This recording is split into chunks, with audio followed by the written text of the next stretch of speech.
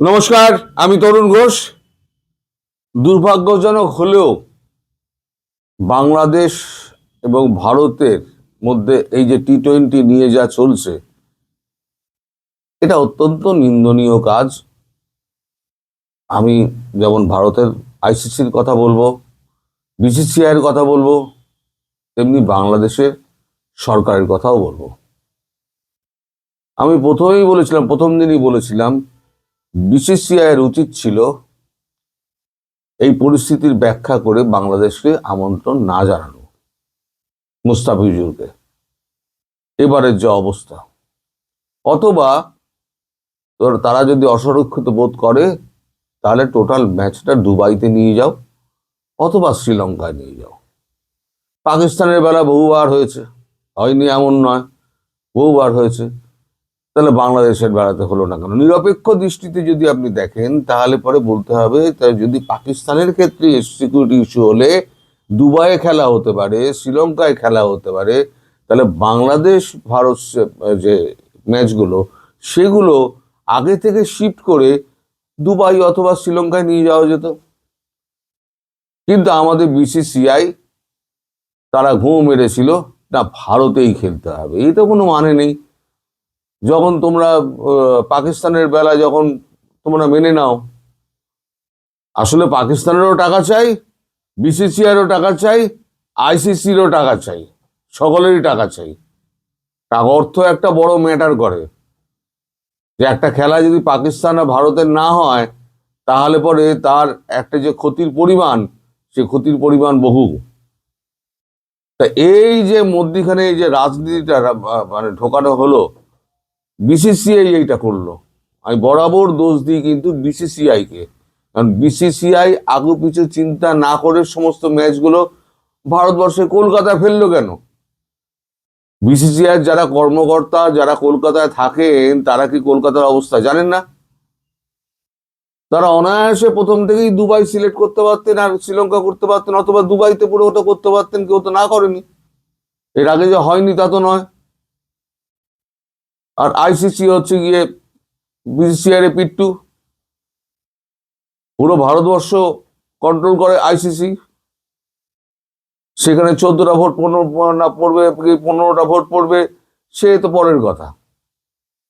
কিন্তু কেউ ভারতের বিরুদ্ধে যাবে না, কারণ আলটিমেটলি ম্যাটার করে মানি। এই যে খেলাগুলো ঘিরে যে টাকার পাহাড় জমে, যেমন বিসিসিআই পায়, আইসিসি পায়, এই সংগঠক দেশগুলো পায়, তারপর আয়োজকরা পায়, যারা টিভি সত্ত্ব কেনে তারা পায়, যারা অ্যাডভার্টাইজার যাদের কোম্পানি আছে তারা পায়। একটা পুরোটা একটা মানে বিজনেস চক্র। তো এইখানে এই ঘোরটা পাকানোর কি দরকার ছিল?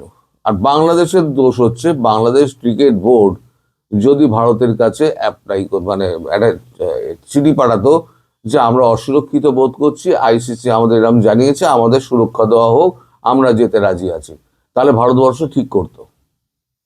আমি যতদূর জানি ভারতবর্ষ ঠিক করতো। কিন্তু এখানে তো রাজনীতি চলে এসছে। আসিফ নজরুল গতকালকে বলে দিয়েছেন, এখানে সমস্ত বিজেপি, নাম না করে উনি বলেছেন বিজেপি ধর্মীয় উগ্রবাদী দল, তারাই এই সমস্ত করছে। তা উগ্রবাদী দল কি শুধু আমাদের দেশে আছে? আপনাদের দেশে নেই? মুখে হাত দিয়ে বলুন তো। উগ্রবাদী দল তো আপনাদের দেশটা তো 12টা বাজিয়ে দিয়েছে। আপনারা যা করে রেখে দিয়েছেন, সারা বিশ্ব ছিছি করছে। এই একটা জিনিস তো বাংলাদেশে ছিল, যে জিনিসটাকে দিয়ে বাংলাদেশকে সারা পৃথিবী চিনত, সেটা হচ্ছে বাংলাদেশ ক্রিকেট। ক্রিকেটের ভক্ত নেই এমন মানুষ কিন্তু পৃথিবীতে নেই। আসিফ নজরুল যদিও বলছেন যে ওটা একটা আঞ্চলিক কিছু দলের খেলা, আসলে তা নয়। আস্তে আস্তে দেখবেন আমেরিকাও ঢুকে যাচ্ছে, কানাডাও ঢুকে যাচ্ছে, তারা সব বুঝে গেছে যে ক্রিকেটে পয়সাটা কত। নইলে পরে তারা এখান থেকে, আমাদের এখান থেকে বা বিদেশ থেকে তারা সমস্ত কোচ নিয়ে যেতেন না। 4টে 5টা করে কোচ নিয়ে গিয়েছেন, তারা প্র্যাকটিস করাচ্ছেন। জার্মানি বলুন, অস্ট্রেলিয়া বলুন, আমেরিকা বলুন, সবাই। দুবাই পুরো একেবারে স্টেডিয়াম সাজিয়ে রেখে দিয়েছে। বিশাল বিশাল স্টেডিয়াম। যা জানে,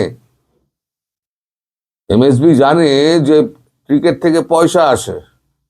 উনি $8 বিলিয়ন আইপিএল এ ঢেলে দিয়েছেন।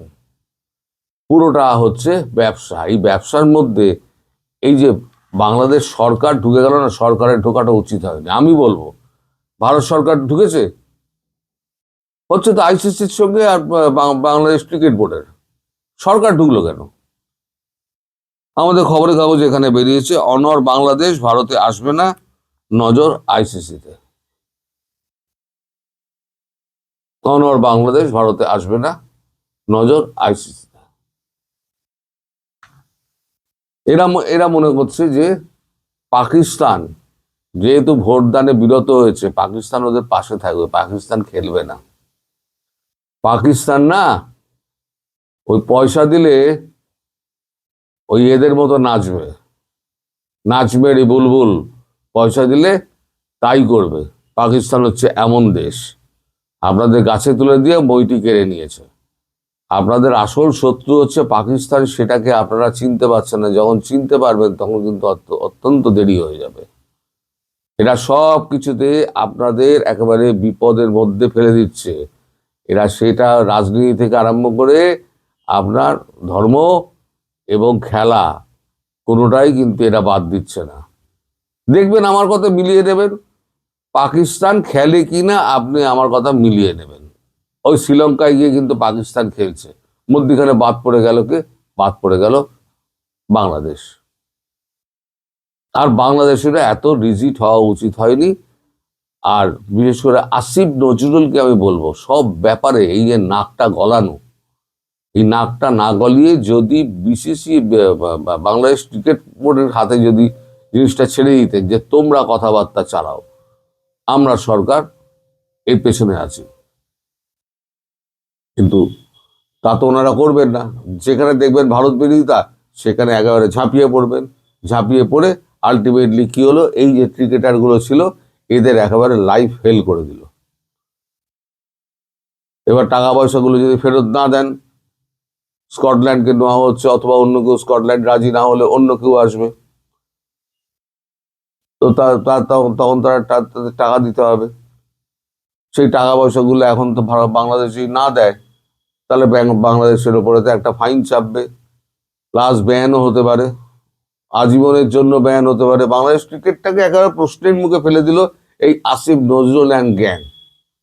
এরা পুরোটা বাংলাদেশের 12টা বাজিয়ে দিয়েছে। সরকারের কখনো উচিত হয় এখানে সরকারিভাবে ভারতবর্ষ কোনো তার মন্তব্য করেছে? এটা প্রাইভেট বডি, তারা নিজেদের মধ্যে খেলা খেলছে, তারা টাকা পয়সা নিজেদের মধ্যে লেনদেন করে, টাকা পয়সা নিজেরা রোজগার করে। ভারতবর্ষ ওখান থেকে কিচ্ছু পায় না, কোনো জিনিস পায় না।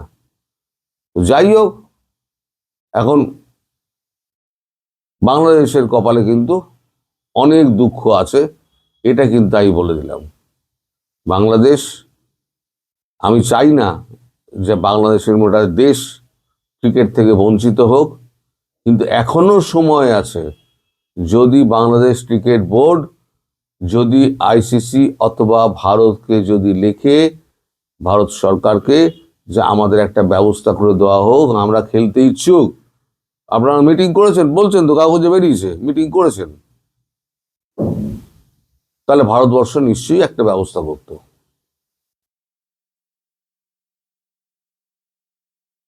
ওই যে আপনারা ঠিক করে দিয়েছেন যে ভারত আমাদের শত্রু, ভারত আমাদের বন্ধু নয়। চাল ডাল তেল তুল নেওয়ার বেলা ভারত তখন বন্ধু, ভারতকে না হলে চলে না। বিজলি নেওয়ার সময়, কারেন্ট নেওয়ার সময়, তখন ভারতকে ছাড়া চলে না। এখন ভারত হচ্ছে শত্রু, তা শত্রুর সঙ্গে সম্পর্ক রাখার দরকার কি? কিন্তু নিরীহ ক্রিকেট প্লেয়ারগুলোকে মারলেন কেন? ওদের লাইফ শেষ হয়ে গেল ওদের।